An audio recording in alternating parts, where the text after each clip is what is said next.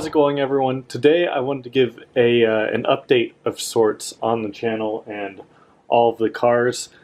Recently I feel like my content has been pretty boring, mostly because it's all been repairs, whether it be with my 0393, a lot of it with my 95, and then also some stuff with the Turbo X. So I feel like the content hasn't been too exciting or interesting as of late. That'll change very soon, though, when I go to Saab Owners Convention here in the next couple of weeks. If you still don't know what that is and you've been living under a rock, check out this video up here in the corner. That'll give you information on when the event is, where it is, etc. If you guys do want to see content like this early or help support the channel some more and get access to some additional posts and behind the scenes stuff, make sure to check out my Patreon. It'll be linked at the top of the description down below. But anyways, a lot of stuff has been going on with the cars outside of just the repairs that you have been seeing, so I wanted to fill you all in on that today. There isn't really anything good going on per se. I'm going to go over one car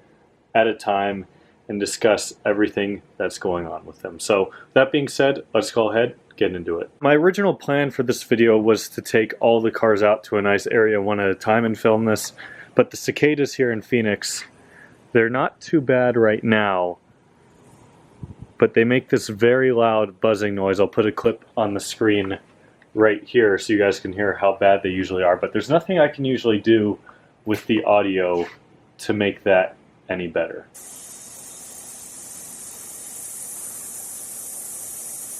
So I'm just going to be filming from inside the garage here, so I apologize. It might not look the most interesting, but that's kind of all I have to do because this is my third day now trying to film this video. The first issue with this car dates back to even before I did the map tune coilovers on it. So with the old set of coilovers, they were leaking, and the car was having this weird issue, and it still does, where under hard cornering, the whole car shifts like side to side.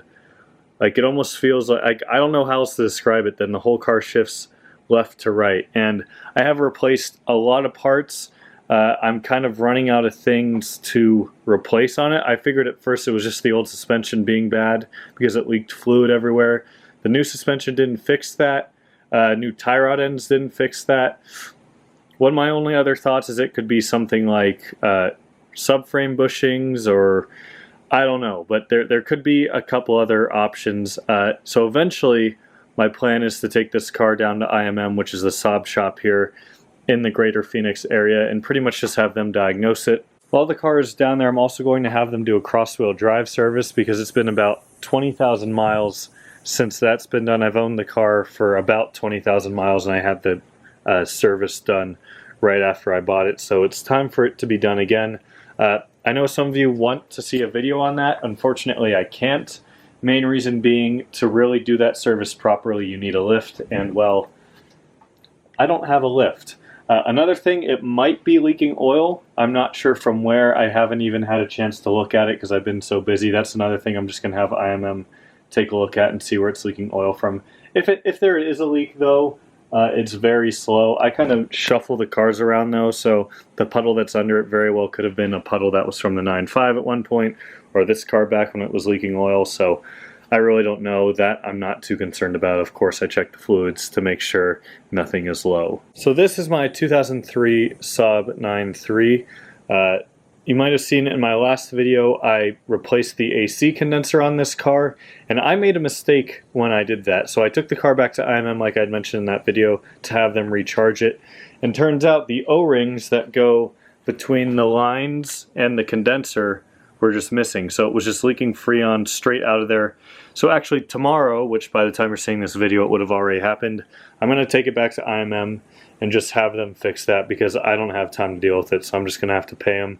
But it does still have a new condenser. It's just not charged because it's still, it still has a massive Freon leak, so that's fantastic. Secondly, it's still kind of having that weird boost issue.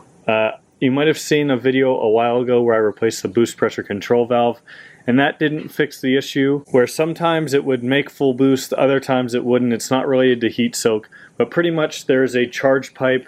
It's the charge pipe that is on the throttle body side of the intercooler. You're not going to be able to see it, but between the Coming off the DO88 intercooler, there's a DO88 hose. That goes into a plastic hose that runs up through here and then into another rubber hose that goes into the throttle body. Where the DO88 hose meets the hard plastic hose, it doesn't like to stay on fully engaged. So what I did is I took the old hose clamp off, I measured it, and it was about 2 inches, so I ordered a 2-inch T-clamp. Those look like this right here. Those ended up being too small, so I ordered 2.5-inch ones, like you're seeing right here. And now these are too big, so I'm gonna have to order some 2.25-inch ones and just replace that eventually. Another thing that's not a huge deal. And lastly with this car, it still needs a new shock mount.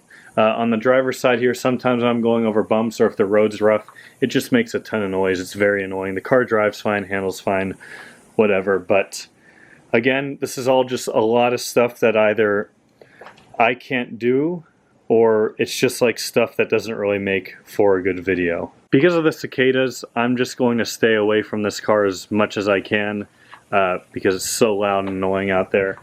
But the 9.5, you might remember in a couple recent videos I fixed 2 coolant leaks. It may or may not be leaking coolant. The first like 3 or 4 times I drove it, these were all short trips, it left a little puddle of coolant underneath the car after I parked it. Since then it's now been parked like 4 or 5 days. I took it to work today and back and it doesn't seem to be leaking coolant. So I'll have to check the level again. But I think it's better. I think the coolant leak is actually done now. I'll have to check. But the big issue that's still bothering me is that my turbo is still glowing red. You might remember in a video right before that, I replaced the downpipe, and by replace I mean I took it off. May or may not have done something borderline illegal to the exhaust and then slapped it back on. That was supposed to fix my issue. It did not. So the turbo still glows red. I'll put a picture on the screen of it right here. This was from the other night when I got back home. Not driving the car hard at all or anything. I'm kind of at a loss. I've consulted a lot of very knowledgeable people on 9.5s and cars in general, and the only thing that they can come up with are that the coolant lines going to the turbo are clogged. So that's going to be another thing that I have to do to this car that's probably going to take a while because apparently the coolant lines aren't too easy to remove off of the turbo off of these. And again, that's just another thing that doesn't really make for the most interesting content, but maybe I'll film it, maybe not. I guess we'll see. Last and kind of least with that car, ever since I programmed my second key fob, I had to swap all the batteries around. The batteries are good. I put 2 new batteries in each key fob, but now I can't get it to lock and unlock with either of the fobs. So on my 03 that happened once and I just disconnected the battery, reconnected it, and it was fine. That's just another small thing I literally haven't even had time to do, is just disconnect the battery and reconnect it and see if that fixes it on the 9.5. Maybe it'll be as simple as that.